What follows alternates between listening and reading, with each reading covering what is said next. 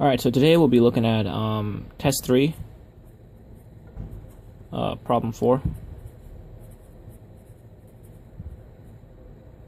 And the problem we're specifically going to be looking at is like this asteroid problem.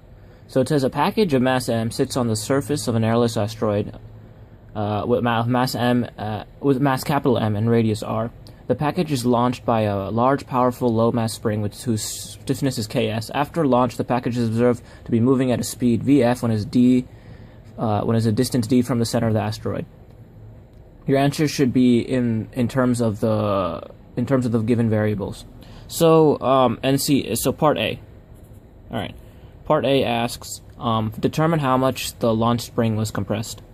Okay, so the way you would approach this problem is essentially you got to find a way for everything. You have to basically use the energy principle. So we have to first determine what energies are like acting, what energies are present in this problem. So what energies are present in this problem? Okay, so we definitely have a kinetic energy, right? Because it says that the package is moving at a speed Vf when there's a d distance from the center. So we definitely have a kinetic energy. We also definitely have a spring potential energy, right? Because it's talking about launched by a powerful spring.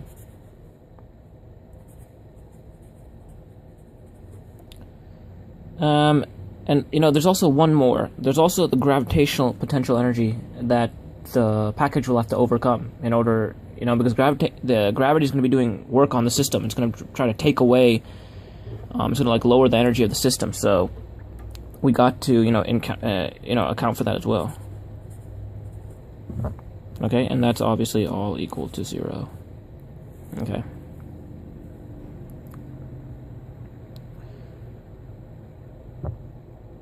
All right. So the next step, we gotta put all this in terms of the variables given in the problem. So we'll start off with delta k. So delta k should be equal to 1/2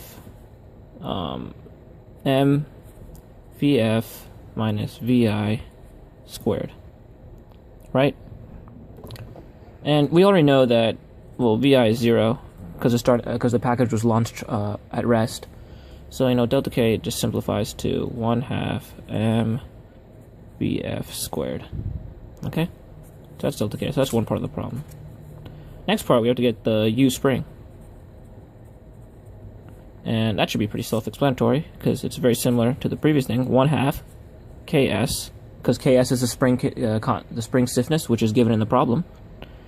1/2 Ks S squared. Now S is going to be the variable to solve for.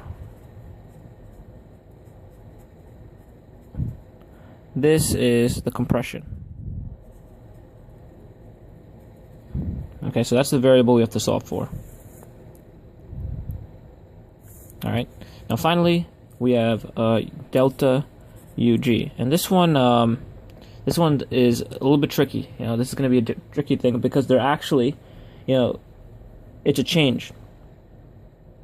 So we have to measure, and the reason for that is because gravitational potential energy, and all potential energies have to be measured for some type of basis.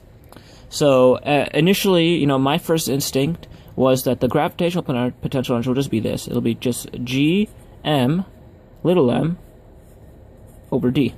I thought that was the answer. And it's not. That is not the case. That is incorrect, right? Because there's actually another term that you have to add on because it's a delta. So we actually have to subtract that from this Gm capital M over R. All right, and also there you have to tag it on negative here. It is because gravitational potential energy is negative. So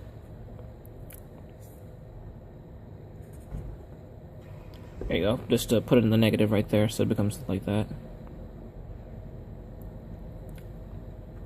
And we can rewrite this as Gm over R minus D. So you get this, all right? So I just added on a negative here, and I added on a negative here, which turns out into a positive. So this is delta Ug, all right? And if I simplify this, I can also write it like this: G M M 1 minus D. Sorry, 1 minus R minus 1 minus D. Okay. So that's so that again, that's equal to delta U G.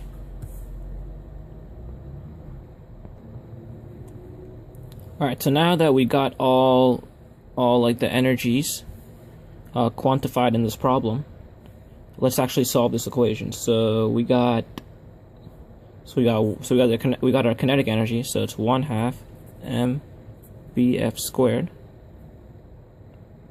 plus our spring energy, which is 1/2 ks squared, plus our gravitational potential energy.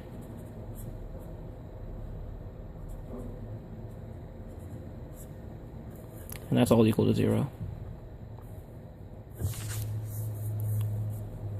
Alright, so now I'm going to do some algebra, try to solve this. So first we're going to get the kinetic energy term and the gravitational potential energy term on one side. So we're going to get 1/2 ks squared equals negative 1/2 mvf squared minus gm 1 minus r 1 minus d.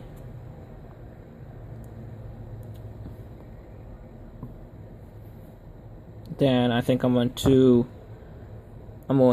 multiply or divide by 1/2 ks.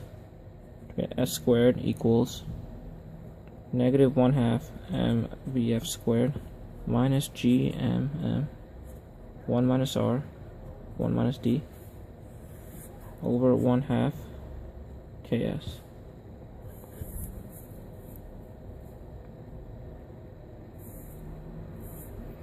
Now I'm going to take the square root,